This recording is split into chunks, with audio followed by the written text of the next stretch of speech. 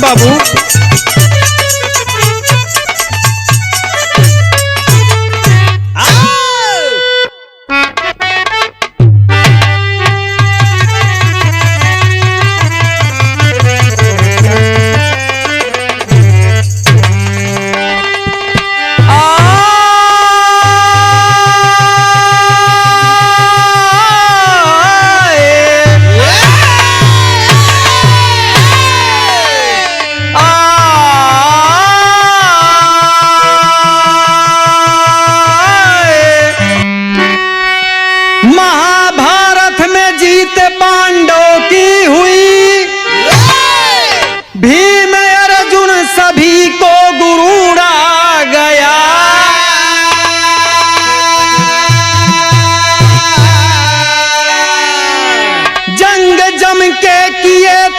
सब हो गए। अरे उस लड़ाई में ऐसा सुरूर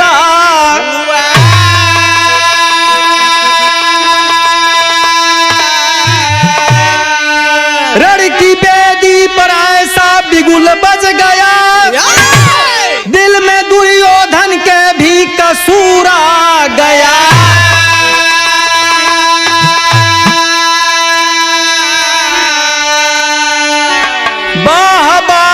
दिखाई है पांडवों ने जब दिल में भगवान के भी ये फतूर आ गया।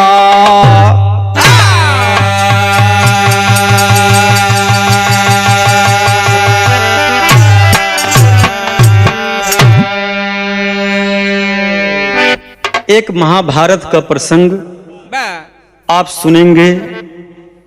युद्ध का मैदान है, महाभारत का अंतिम समय चल रहा है। दुर्योधन युद्ध में मारा गया, पांडवों की जीत हुई तो पांडवों में एक घमंड आ गया। दोस्त बिरहा का हमारे शीर्षक बा पांडव का घमंड। बाबूजी जब जीत हो गई तो भीम ने कहा मैंने किया, सहदेव कहन मैंने किया, नकुल ने कहा मैंने किया, अर्जुन कहन हमार बार अगर ना होते तो आज पांडव विजयी ना होते। भगवान लगन सोचे कि मेरे भक्तों को घमंड हो गया, पूरा काम कन्हैया करें, इनकर कहूं नाम निशान नहीं बा। बाबूजी क्या कहना है, गजल लगी मास्टर साहब।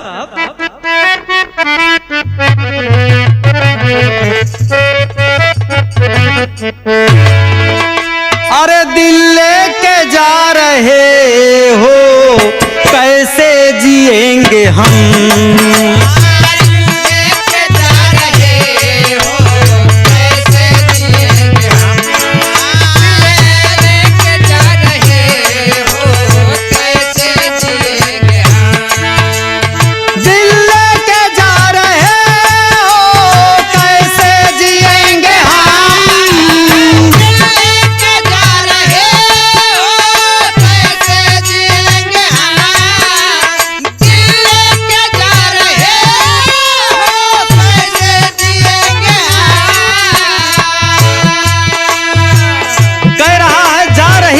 जाओ लेकिन मेरा हाल क्या होगा, जब याद तेरी आएगी, जब याद तेरी आएगी रो रो मरेंगे हम। याद तेरी आएगी रो रो मरेंगे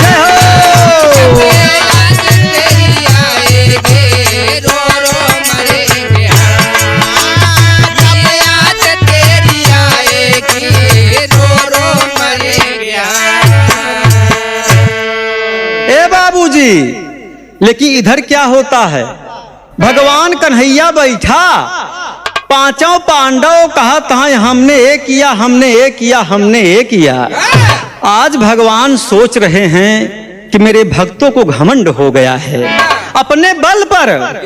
क्या कहना है दोस्त, तारीफ है अपनी पांचों जब किया।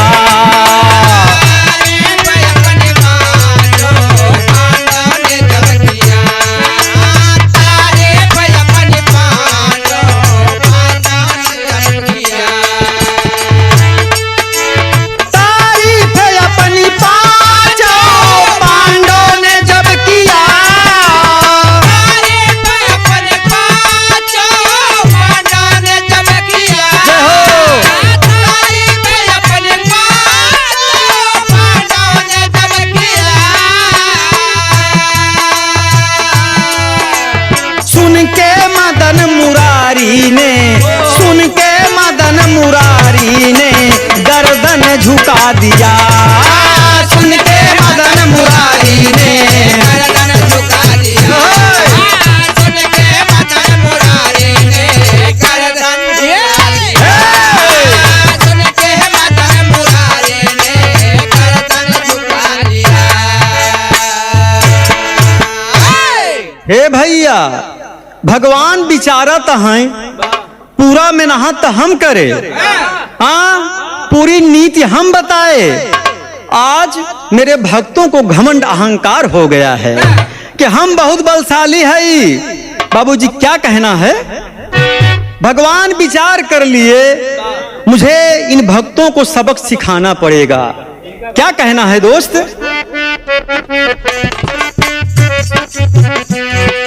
क्या कहना है दोस्त?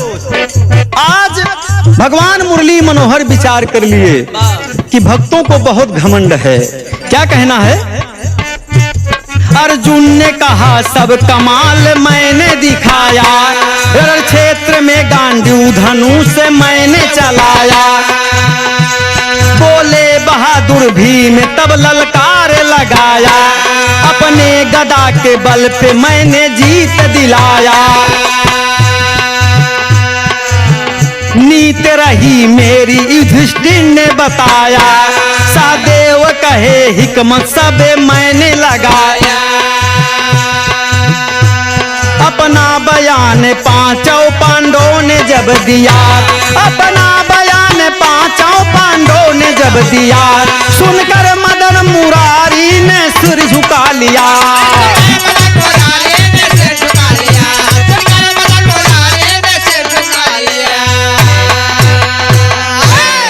ए भैया, भगवान सोच में पड़ गए। इतने सारे वीर वीर योद्धा मैदान में मारे गए, लेकिन आज पांडवों को मेरे चलतन जीत मिली। मैंने जीत दिलाया। इतना बहादुर बहादुर दुर्योधन जैसा बलशाली भीष्म पितामह सब के सब मारे गए दोस्त।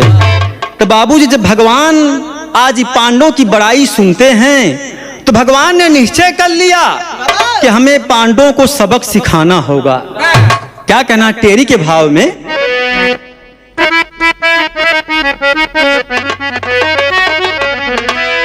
अरे मोरे राम बड़ैया पांचों पांडवों ने किया, हाँ बड़ैया पांचों पांडवों ने किया। अरे सोच लगे कन्हैया बलदाऊ के भैया, बड़ैया पांचों पांडवों ने किया।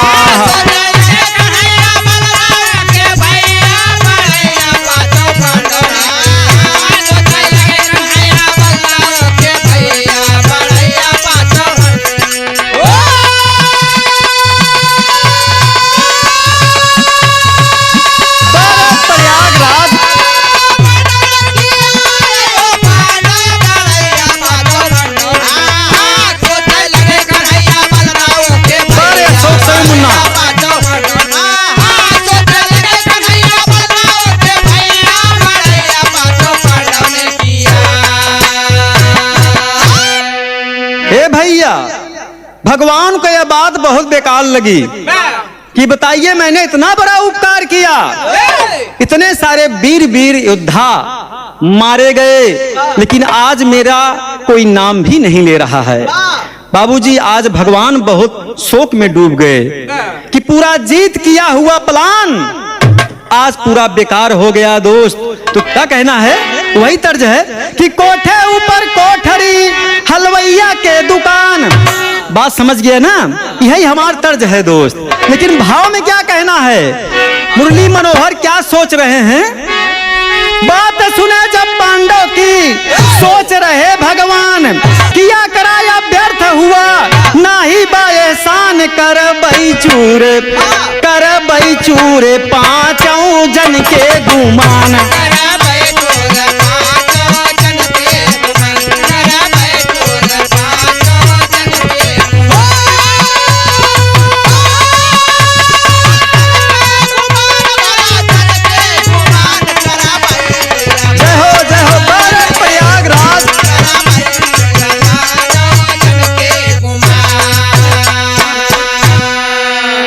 भैया भगवान मुरली मनोहर ये सोच लिए इन भक्तों को मुझे सबक सिखाना है। वहां चलते हैं बाबूजी, पांचों पांडवों को बुलवा लिए कि हमारे पास आइए, एक काम करना है आपको। तो पांचों पांडव पहुंचे, बोले भगवान बताइए हमें क्या करना है। भगवान क्या कहते हैं, तर्ज है मास्टर साहब भाई। अरे जहिया से देखली गोरी, अरे जहिया से देखली गोरी तोहरी सूरतिया मतिया मार गई ले।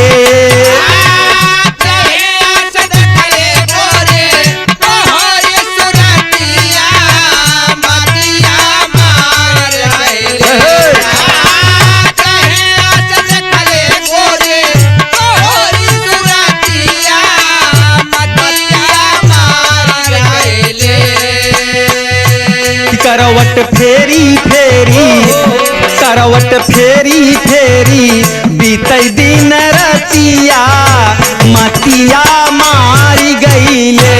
करवट फेरी फेरी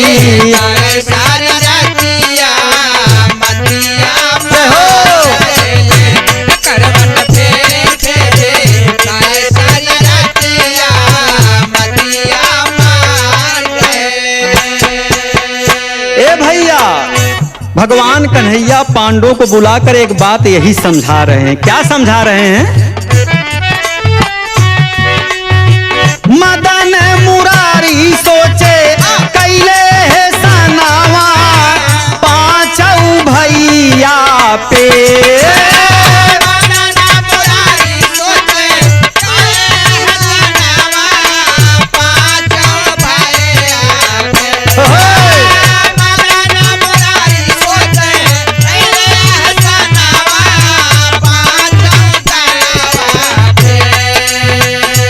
एक दिन करबई चूरे, एक दिन करबई चूरे तोहरा गुमानावा पांडव भैया के।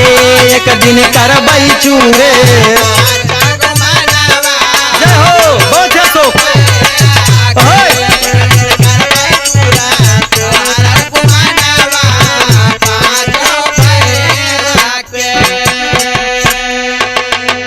एक दिन भगवान पांचों पांडव के बुलाए, भगवान पांचों पांडव के बुलाए, भगवान पांचों पांडव के बुलाए।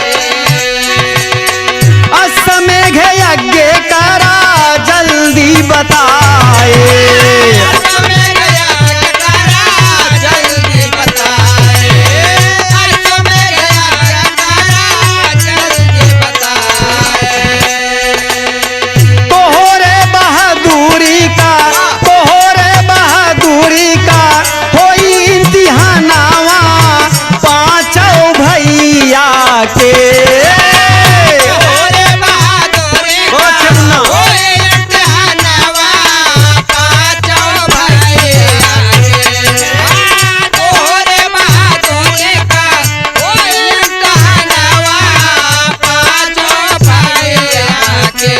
एक दिन करबई चूरे, एक दिन करबई चूरे तोहरा गुमानावा पांडव भैया के।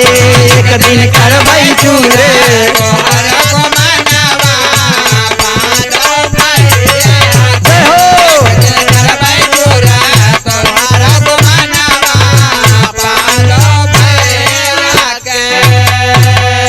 लगी रहे मास्टर यहीं पे। ए भैया भगवान बुलाए पांचों पांडवों से कहने लगे, एक काम करो आप सब, अश्वमेध यज्ञ करना है और यज्ञ करने के बाद जो घोड़ा उसको हम छोड़ देंगे। तो कहन भगवान इसकी क्या आवश्यकता है? कहन आप लोग को एक गुमान हो गया है कि मैंने ये किया, मैंने ये किया, मैंने ये किया। तो हम ही देख ही चाहत है कि कितना बहादुर।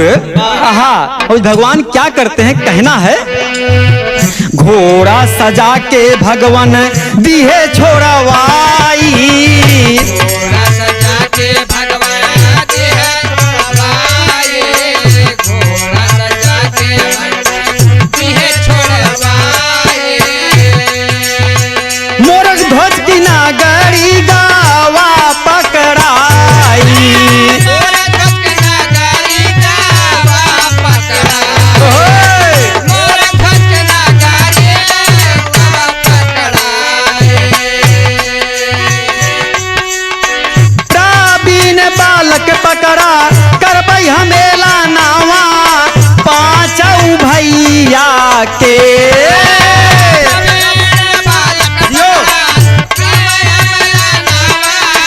पांचऊ भैया के।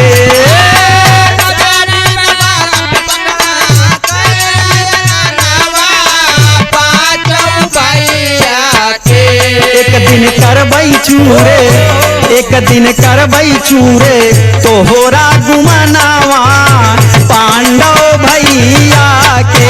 एक दिन करबई चूरे, तोहरा गुमानवा पांचों भैया के। करबै चूरा तोहरा गुमानवा पांचों भैया के। ए भैया, भगवान कन्हैया अपन लीला कई देहन। अश्वमेध यज्ञ कराने के बाद यज्ञ का बना हुआ घोड़ा भगवान ने छोड़वा दिया और उसके मस्तिष्क पर एक चुनौती पत्र बांध के भेज दिए। घोड़ा पहुंचता है कहाँ? राजा मोरंग की नगरी में। एक बालक है जिसका नाम है प्रवीण। तो बालक देख रहा है कि घोड़ा ठीक है, उसके मस्तिष्क पे एक पत्र बंधा हुआ है, उसमें एक पत्र बंधा हुआ है। बाबूजी विचार कर रहा है कि ये किसी वीर योद्धा ने ही छोड़ा है। अगर उन्हें अपने बल पर अहंकार है तो प्रवीण बालक उनसे पक्का युद्ध करेगा। प्रवीण बालक वही घोड़े को बांध लिया। बाबूजी क्या करता है? कहना है,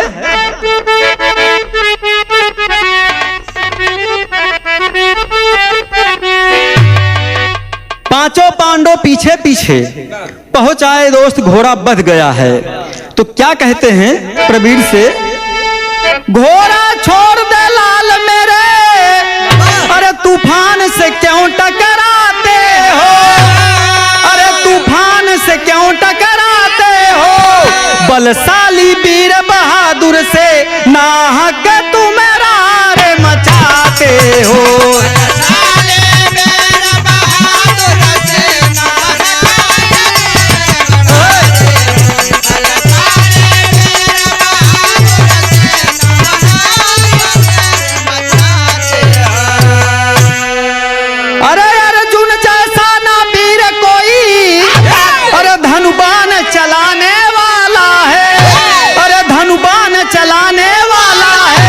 जब गदा भीम ने चला दिया कोई ना बचाने वाला है, गदा भीम ने चला दिया कोई ना बचाने वाला है,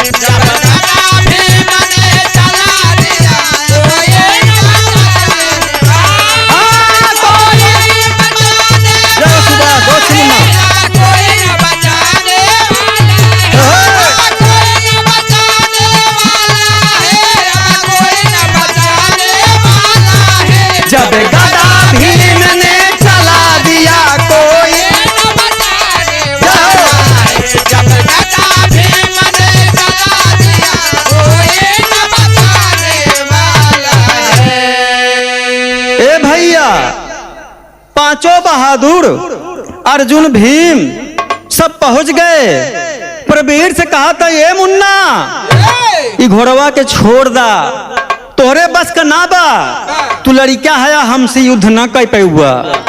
तो प्रवीण बालक कहे हैं इनका अपने ऊपर गुमान है। कहें सुना अर्जुन इतना बलशाली है, गांडीव धनु से एक तीर नहीं समार सकते हो तुम। भीम का गदा तुम नहीं झेल पाओगे, यहाँ से हट जाओ, हम बच्चों से युद्ध नहीं करते। प्रवीण कैसे इनका देखा, हमरा के बच्चा जाना था ने।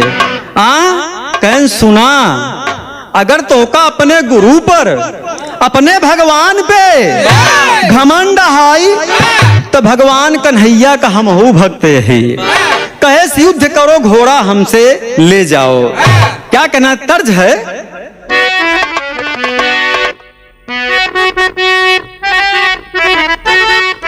बार चांद देखा शोक भैया इस सब माटी गीत रहन है। दादा पुरनिया हरे बड़ा मेठराय के गाँव आजकल देखा तहा का भाव भाई पहले ना ही पड़त बा। हम सब अबे तक पुरन के जोतत ही। क्या कहना है, कहीं नहीं झूलनी के छैया बलम दोपहरिया बिताइला हो। लेकिन प्रवीण कहता है हे बहादुर सामने आओ, युद्ध करो घोड़ा ले जाओ।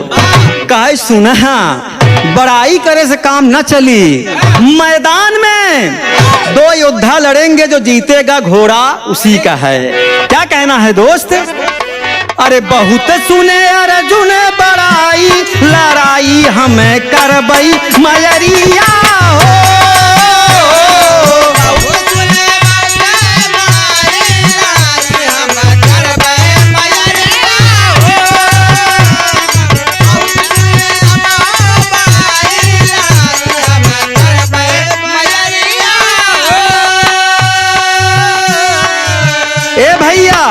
प्रवीण की माँ आज उसको रोक रही है प्रवीण को कि तुम बेटा युद्ध नहीं करोगे, युद्ध नहीं करोगे।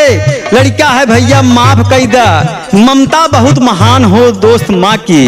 माँ बीच मैदान में पहुंचती है और पांचों पांडवों के सामने हाथ जोड़ती है कि एक काम करो, बच्चा हमार गलती कई गवा, घोड़ा अपना ले जाओ, मेरा बच्चा किसी से युद्ध नहीं करेगा। प्रवीण कहने ए माई अगर उनकर महतारी दूध पियाए हो तो हमारो महतारी दूध पियाए है, तो तनिको महतारी चिंता जिन करा। कितना बलशाली यहाँ इनका हम देख ले। बाबूजी अपने माँ से प्रवीण बालक अनुमति मांगता है, माँ समझाती है, मना करती है, लेकिन प्रवीण एक भी बात नहीं मानता है। वो क्या कहता कि ए मैया अगर मैं मर जाऊंगा तो वीर के हाथे मरब, हमार नाम अमर हो जाई, मऊआ के हाथे मरब हमें क्यों पूछबो न करी। और जी प्रवीण कहता है कि नहीं माँ मैं युद्ध करूंगा। क्या कहता है,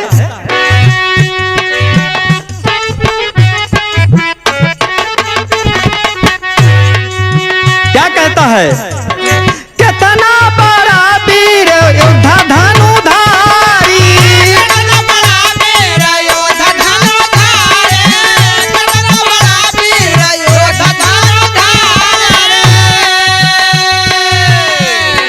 हमारा तमन्ना देख महातारी,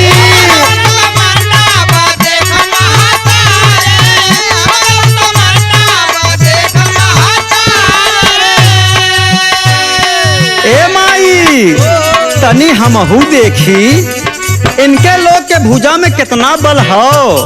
क्या कहना है, हमहू तनी के जमाई लड़ाई हम करबई मयरिया हो।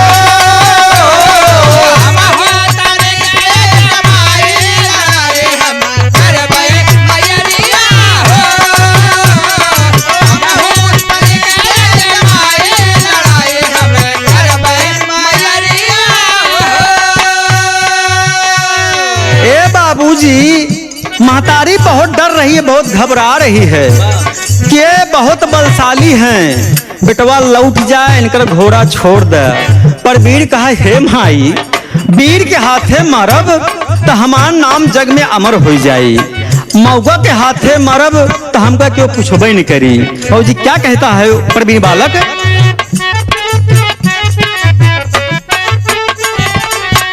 ए माई तू तनिको जी घबरा, हम बतावत है। बेटवा तोहार कम नाही बलवनावा,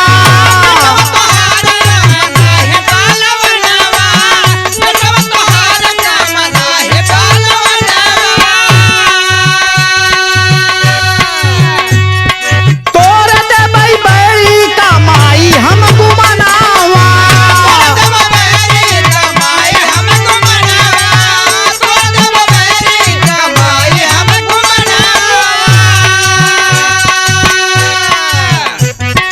देबे हमें छक्का छोड़ाई,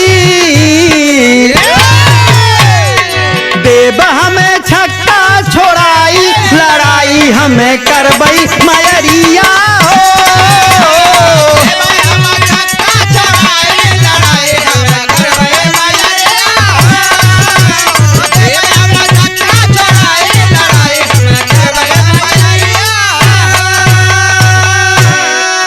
ए भैया प्रवीण बालक अपने महतारी के समझाइश कि ए मैया तनिक एक आध बार हो जा तो देखी कितना बलशाली यहाँ ये सब।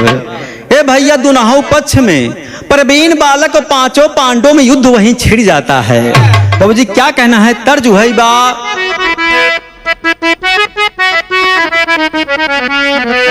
एका परम पूज्य गुरु बुल्लू उस्ताद गावत रहे दोस्त, बड़ा मिठाई गावे भाई। अब बुल्लू केहू न होई, कितना कोमल लहाई लहाई बतावई। हाँ का गावत रहे? ए भैया कहीं जगतिया में कोई नहीं अपना, कहीं जगतिया में कोई नहीं अपना, अरे कोई ना कोई का कोई होई हो, जगतिया में कोई नहीं अपना, कोई ना कोई के कोई कोई हो जगतिया में कोई नहीं अपना, कोई ना कोई का कोई होई हो, जगतिया में कोई नहीं अपना। अरे बनले का सारे बहनोई हो, अरे जगतिया में कोई नहीं अपना, कहीं बनले का सार बहनोई हो, जगतिया में कोई नहीं अपना है। बार बुल्लू उस्ताद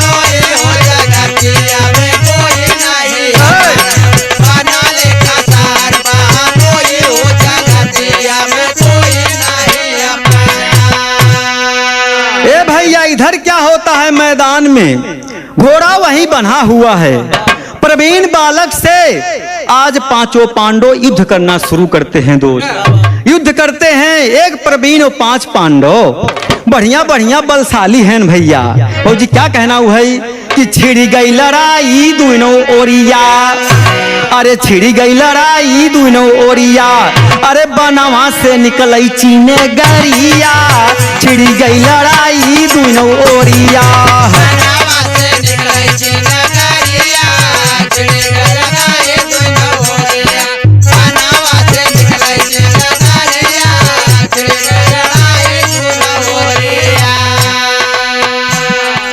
अरे युद्ध करे दोनों बल करिया, छिड़ी गई लड़ाई दोनों ओरिया, कहाँ युद्ध करे दोनों बल करिया, छिड़ी गई लड़ाई दोनों ओरिया।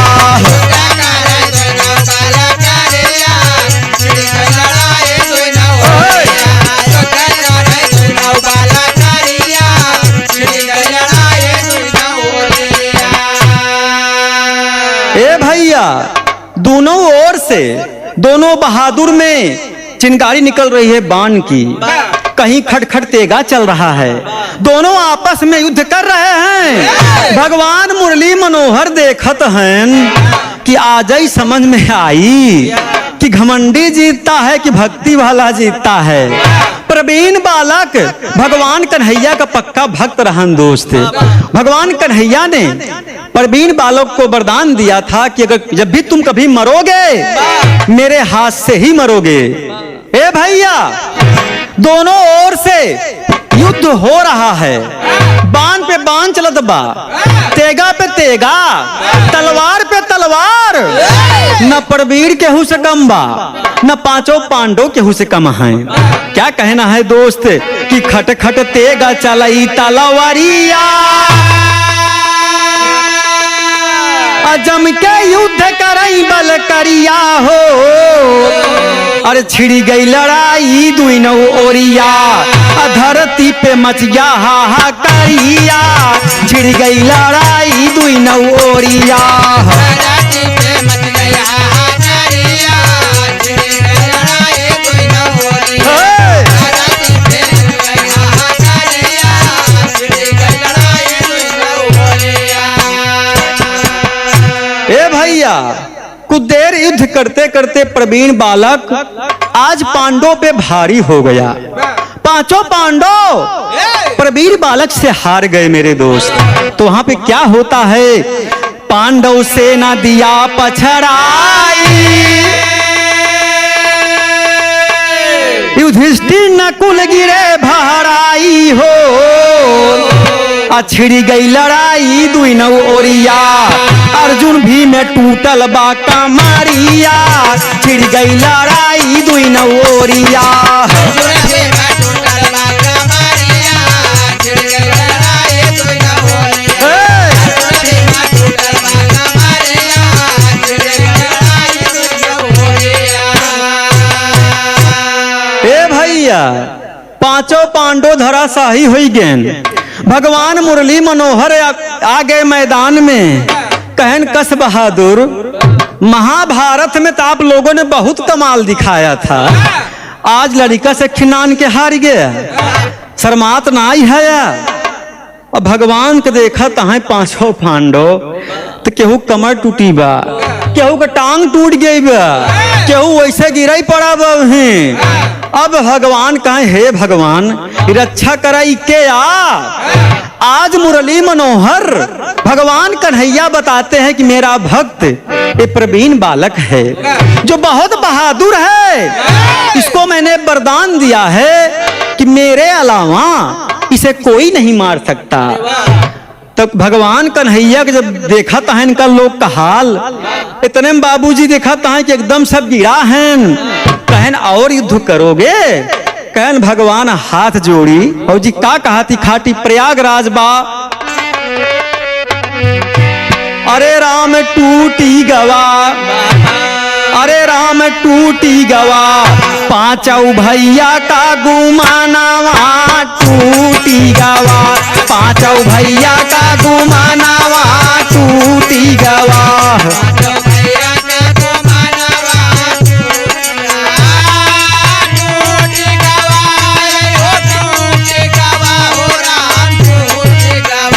पांचों भैया का गुमानावा बस सुबह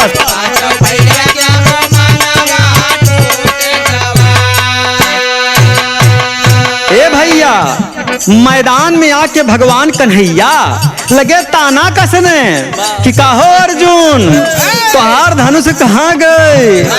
ओ भीम आपका गदा कहाँ गया? का कहा थी बाबूजी? बड़ा बलवान रहे अर्जुन धनुधारी,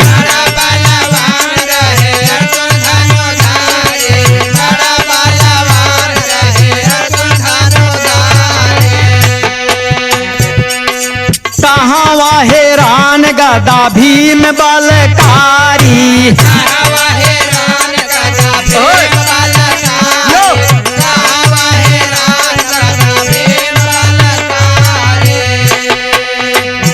अरे सबही के मनवा में मचिगा तूफानवा टूटी गवा, पांचों भैया का गुमानवा टूटी गवा।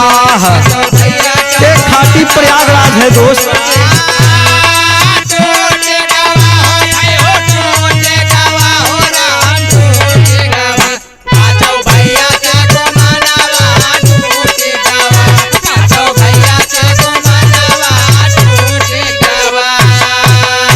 ए भैया पांचों पांडव हाथ जोड़ता है, ये भगवान लाज बचावा ये लड़का तोहार बहुत बहादुर बा। भगवान हम मानत हई, महाभारत में आपने सारा कमाल किया, युद्ध हमें जिताया, लेकिन हम आपको भूल गए। हमका लोगों का गुमान हो गया कि हम करे कहने हे भगवान हमार रक्षा करा, अपने भक्त कहू सो मुक्ति दे दिया। का थी बाबूजी? कृष्ण भगवान से कहेला धनुधारी, भगवान से कहेला धनुधारी, भगवान से कहेला धनुधारी। लजिया बचावा श्याम तो के हम पुकारी, लजिया बचावा श्याम तो के हम पुकारी, लजिया बचावा श्याम तो के हम पुकारी। अकिल चकराई दिया बालक नादनावा, टूटी गवा पांचों भाई का गुमानावा, टूटी गवा। तो भाई के गुमानवा टूटे, टूटे गवा, टूटे गवा हो राम, टूटे गवा। तो भाई के गुमानवा टूटे गवा, तो भाई के गुमानवा टूटे गवा। ए भैया, पांचों पांडव वहीं पे एकदम धरा पे गिर गए हैं, लेकिन प्रवीण बालक मनता ही ना आईबा, कहे इनका लोगन का आज हम मुआई डाउ भी। हे भैया, पांचों पांडव कहे भगवान त्राहिमान आई के रक्षा करा, नहीं तो हमका लोग को लई बढ़ा। कहन भगवान लखत है, कहन कस मान गया हार, कहन हाँ प्रभु मान गए, घमंड नहीं करना चाहिए, किसी भी चीज किसी भी वस्तु पर कभी गुमान नहीं करना चाहिए। हे बाबूजी, वही भगवान कन्हैया पांडव को छोड़कर आगे निकलते हो तो क्या कहना है देसी आल्हा में? गर्भ नष्ट होइगा पांडव के, सोचई लगे हैं मदन मुरार, इधर है भक्त प्रवीण हमारा, उधर है अर्जुन मीत हमार, इधर है भक्त प्रवीण हमारा।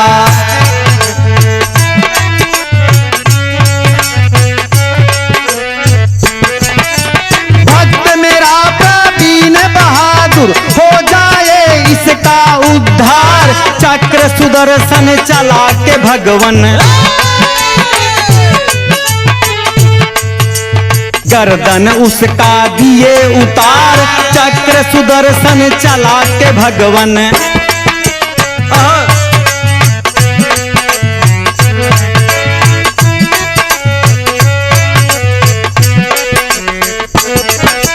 मुंड की माला पहन लिए हैं, खून गिरा है धरती जाए, रुद्राक्ष पेड़ धरती पे जामा, जेकर माला बनी अपार, संत मुनि सब माला पहिने, संत मुनि सब माला पहिने, जेकर माला बनी अपार, संत मुनि सब माला पहिने, संत मुनि सब माला पहिने, जेकर माला बनी अपार। संत मुनि सब माला पहिने, जेकर माला बनी अपार, संत मुनि सब माला पहिने, जेकर माला बनी अपार। ए बाबूजी, बीचों बीच मैदान में भगवान कन्हैया आए और सोचने लगे कि अगर हम प्रवीण का उद्धार नहीं करेंगे तो आज पांचों पांडव यहाँ मारे जाएंगे। और हम वादा कैले बानी कि कुंती से कि ए फुआ, जब तक रहाब बेटवा तोहार जिंदा रही, अगर आज प्रवीण भक्त हमार मारी डाई तो ये बात हमार झूठ हो जाई। वही भगवान बाबूजी आज चक्र अपना निकाल दिए और प्रवीण बालक का सिर काट लिए। दोस्त, सिर काटने के बाद उसके खून से एक ही पौधा जामा भैया चांद जेकर नाम बा रुद्राक्ष पेड़, जेकर माला बनी संत मुनि लोग पहनते हैं। तो भैया भगवान कन्हैया यही वरदान दिए कि जा प्रवीण भक्त बहुत कमाल कैला मुन्ना, लेकिन तुम्हारा नाम इस दुनिया में हमेशा अमर रही। आज बाबूजी वही रुद्राक्ष पेड़ का माला संत ऋषि महंत जपत है पहनता हुआ है। तो भैया ये एक बढ़िया बिरहा रहा महाभारत का प्रसंग, इसका शीर्षक था पांडव का घमंड। कहना है पंधारी भाव में,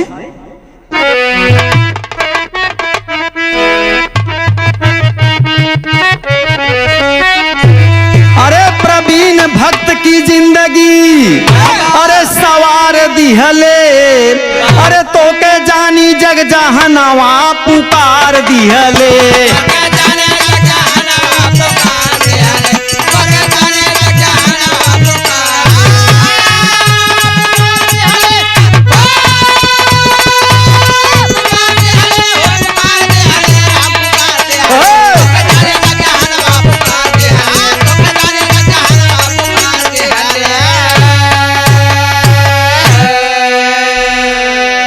रक्त से है वृक्ष बना पहिनई जेकर माला, नर नारी साधु संत के गले में डाली जाला।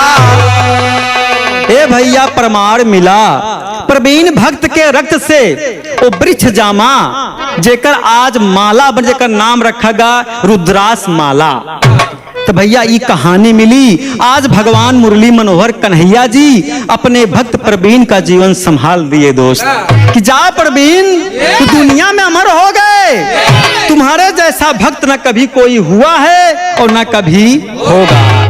आज ही बड़े भैया देखा बलिदानी धरती चाहे जोन होय, चाहे फौजी मैदानी होय, चाहे कोनो खेल का मैदान हो, इसलिए दोस्त उसको हमेशा याद किया जाता है।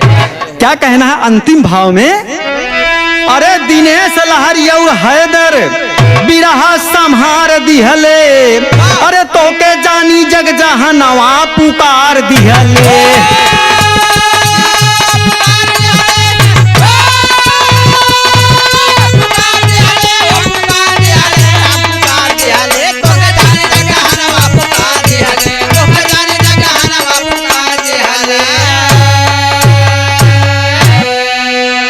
भैया ये रहा एक महाभारत का प्रसंग।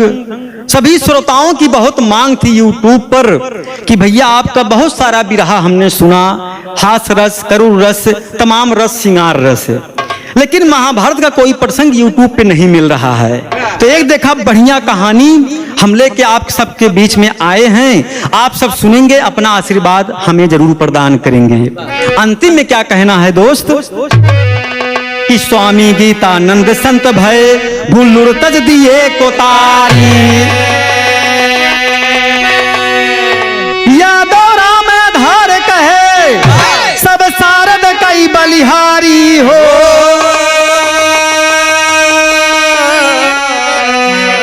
बड़ैया पांचों पांडवों ने किया, हाँ बड़ैया पांचों पांडवों ने किया, अरे खंजर शकील भूपेंद्र देवी बनी साइया, बड़ैया पांचों पांडवों ने किया।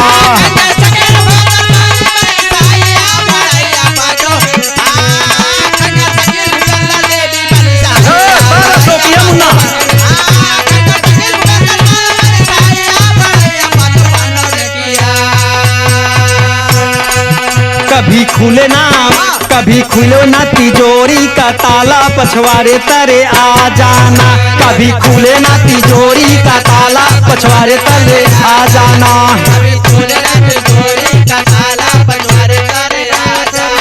घर में मेरे है, घर में मेरे है बूढ़ा ये साला, पछवारे तरे आ जाना, घर में मेरे है बूढ़ा ये साला, पछवारे तरे आ जाना।